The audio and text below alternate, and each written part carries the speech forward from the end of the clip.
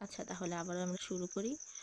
ভেক্টরের মান ও দিক আছে, এটা হচ্ছে আমাদের ভেক্টর রাশির মান ও দিক থাকবে। এখন নিচে কতগুলো ভেক্টর: স্বাধীন ভেক্টর, সীমাবদ্ধ, সদৃশ, বৃসদৃশ, নাল, সঠিক, সমতলীয়, সমরেখ, একক, অবস্থান, সরণ, সমান,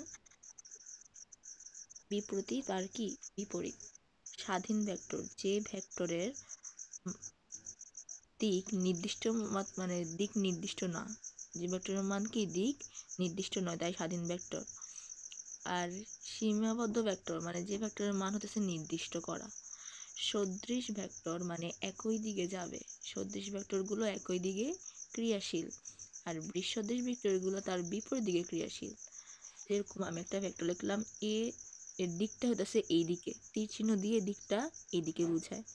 যদি আমি বি ভেক্টর দিই, তাহলে দিকটা যদি ওইদিকে দিই তাহলে হয়ে যাবে এটা একটা বিসদৃশ ভেক্টর।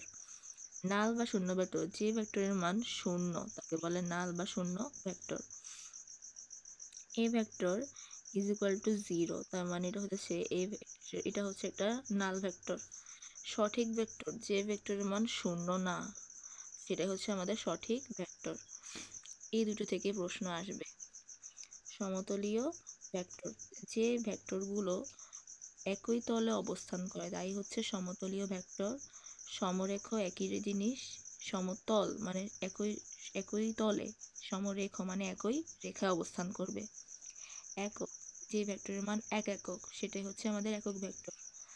অবস্থান ভেক্টর, দুই বা ততোধিক ভেক্টরের মান যদি কোনো প্রসঙ্গ বিন্দুর সাপেক্ষে নির্ণয় করা হয় তাহলে হচ্ছে অবস্থান ভেক্টর। আর এই অবস্থান ভেক্টরের পরিবর্তনকে আমরা বলি সরণ ভেক্টর।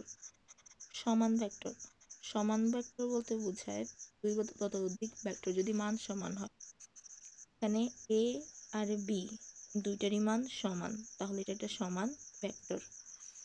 বিপরীত ভেক্টর, যদি ভেক্টরের একটি ভেক্টরের মান অপরটির বিপরীত হয় তাহলে সেটা হচ্ছে বিপরীত ভেক্টর।